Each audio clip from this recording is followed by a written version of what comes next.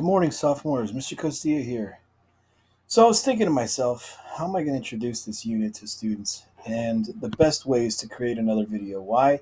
Well, there's too many videos in this video that I wanted to play live for you guys.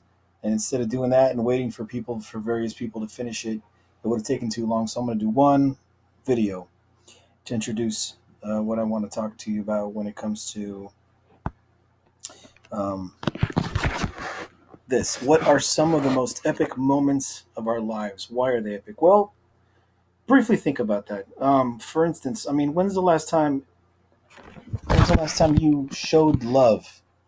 You fell in love? Anybody? Probably not recently. When's the last time you lost something or someone of value, right? What did you feel like? Probably wasn't the best, and you probably didn't want to live in that area for too long.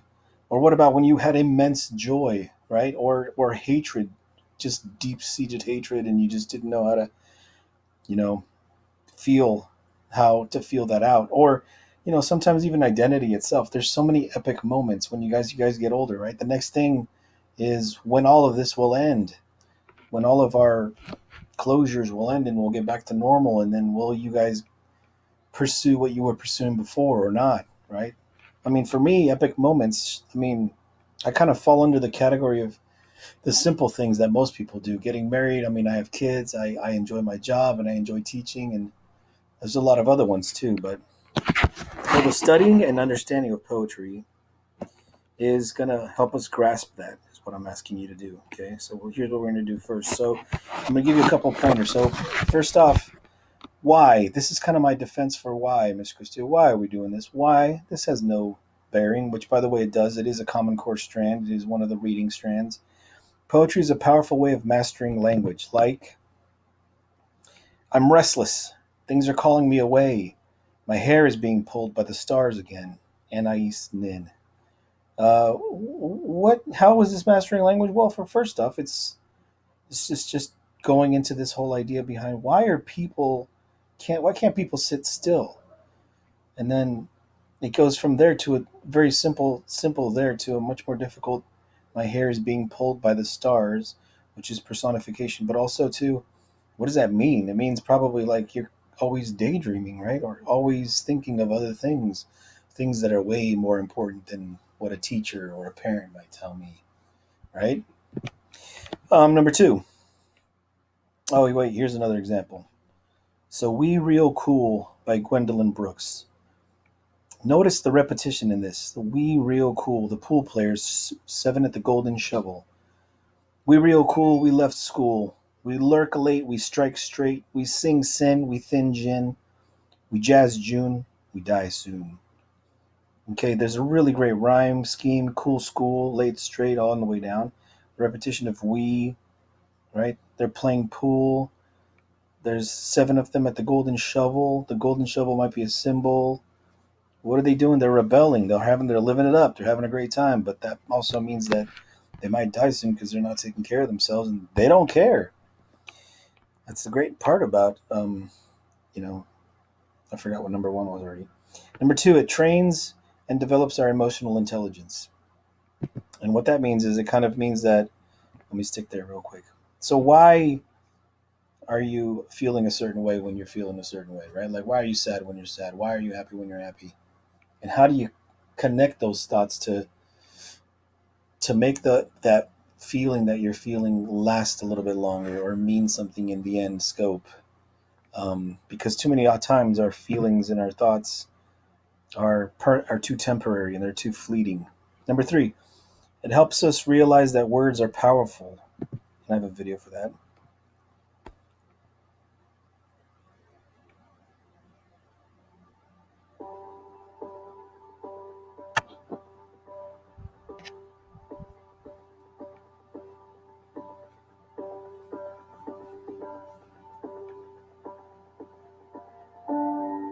Invent yourself and then reinvent yourself. Don't swim in the same slough. Invent yourself and then reinvent yourself. And stay out of the clutches of mediocrity. Invent yourself and then reinvent yourself. your tone and shape so often that they can never categorize you. Reinvigorate yourself and accept what is, but only on the terms that you have invented and reinvented. Be self-taught and reinvent your life because you must. It is your life, and its history and the present belong only to you.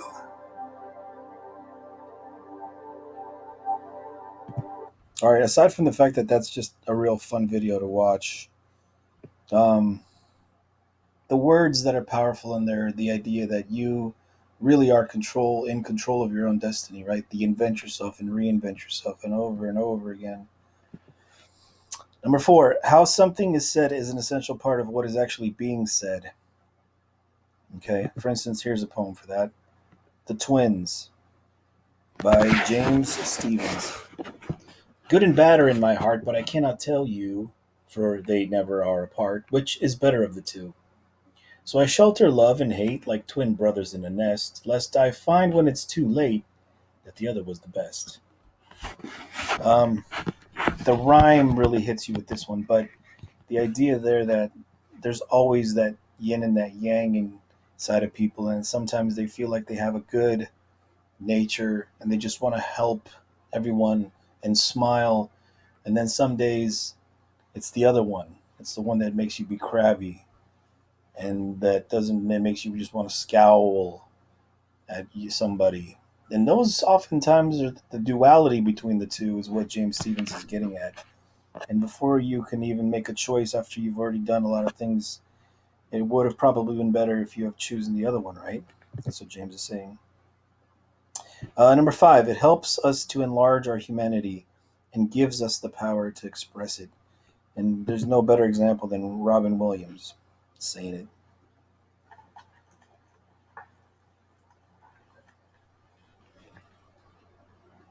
We don't read and write poetry because it's cute. We read and write poetry because we are members of the human race. And the human race is filled with passion.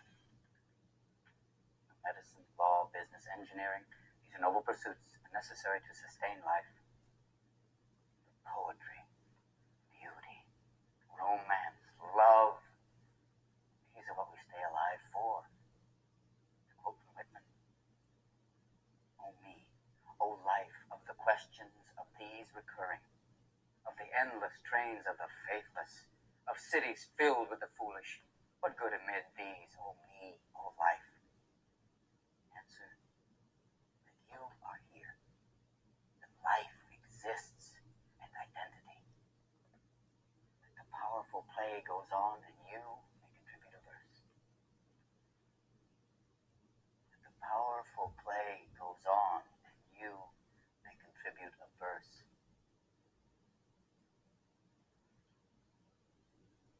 What will your verse be? Mm-hmm. So powerful. Oh, gets me every time. Okay, but real quick, what is that about? I mean, I can't follow Robin Williams, but I mean, just think about what he said, right? Beauty, romance, love, these are the things we live for in life. All the other things we do as work, as commerce.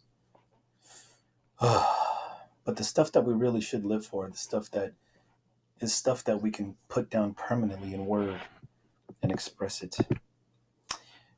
So Tupac Shakur actually was a poet. If you didn't know it, he was also, when he was alive, he was also a rap artist. I don't know if you knew him at all. If those of you that don't know your hip hop from the '90s, and he wrote a lot of poems and a lot of songs. But here's one that's a very famous one. Did you hear about the rose that grew from a crack in the concrete? Proving nature's laws wrong, it learned to walk without having feet. Funny it seems, but by keeping its dreams, it learned to breathe fresh air. Long live the rose that grew from concrete when no one else even cared. And there's a video, well, actually, there's a commercial that came out based on it, and I want to play that for you. Let me go back. And it's actually something you may have seen.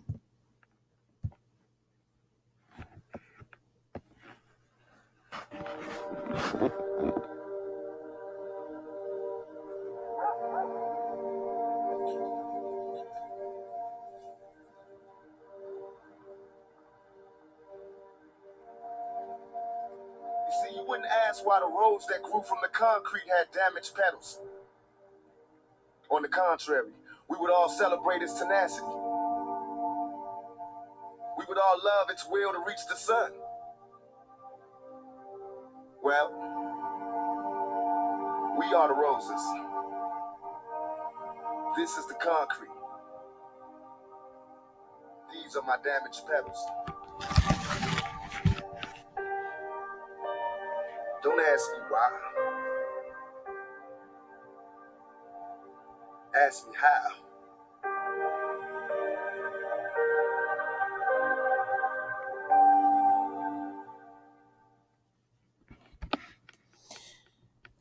Powerful stuff.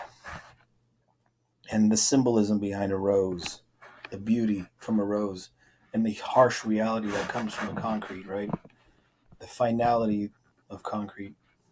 So again, I don't have to go over that. You guys get it. But this is something that is a part of your life, and luckily, I get to bring some to you for a short period of time, only a few months. And we're not obviously going to do a poem every day or every week, but it is an essential part of being a human being. And at your guys' age, and especially with what's going on right now, it's a great way for you to understand the power of language and the emotional intelligence and the universality to it, and how it's important how you say something, not just in the same tone every single time, and helps you actually give you the power to express our humanity and where we are in life and where we're headed and where we've been. But there is a method to the poet's madness, and that method does mean that you do have to look up certain things that we've already covered. I'm going to ask you to, so I'm going to give you a poem a week, but we'll not do it every week because we won't be able to. But since we are in short stories right now, I'd like to go over Sift with you guys. So I'm going to have you guys do this with poems periodically, and then you'll have to do it on your own too, and you guys will have to write your own poems. You won't have to write many. So when I talk about Sift, it's going to be symbols, imagery, symbols that are going to be in the poems, the imagery, the figurative language. Now, all these not necessarily will be, let's say, in the same, they'll not all be there. Sometimes there will be others that I'll point out to you that I'll help you with. And lastly will be themes.